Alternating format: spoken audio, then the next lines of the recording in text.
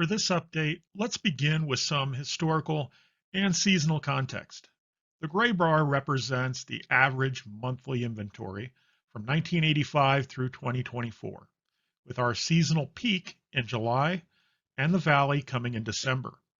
The red bar represents month-end inventory for both January and February of this year. The takeaway is that our current levels are still far below our historical average.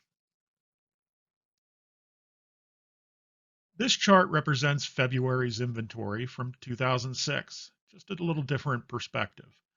Our highest level inventory was recorded in 2006, and our lowest inventory level was recorded in 2022. It's quite noticeable the significant drop in levels during the mortgage market collapse starting in 2008 and the impact of COVID-19 in 2020.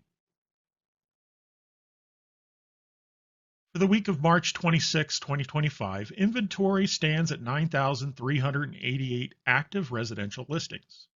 This reflects an increase of 692 listings, or 7.96% from the previous week, and a meaningful increase of 64.64% from the same week last year. 2025's inventory is growing at a faster rate compared to 23 and 24. This is due in part to higher levels of seller activity as the spring selling season looks to get a jump start. This chart looks at days in MLS and then compares the difference between sellers that have reduced their asking price versus those who have not.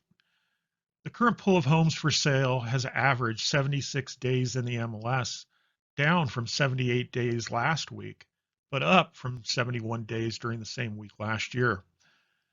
When examining properties with price reductions, the average days in a market jumps to 120 days compared to just 39 days for homes without a price reduction.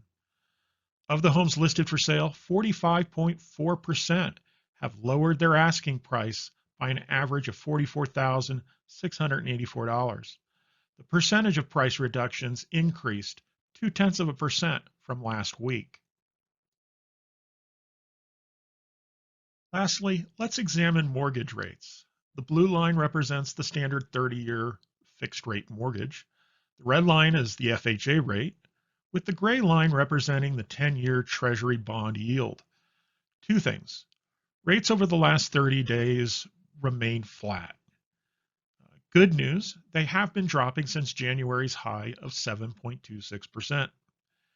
In conclusion, inventory is rising slightly above normal seasonality, indicating an increase in seller activity.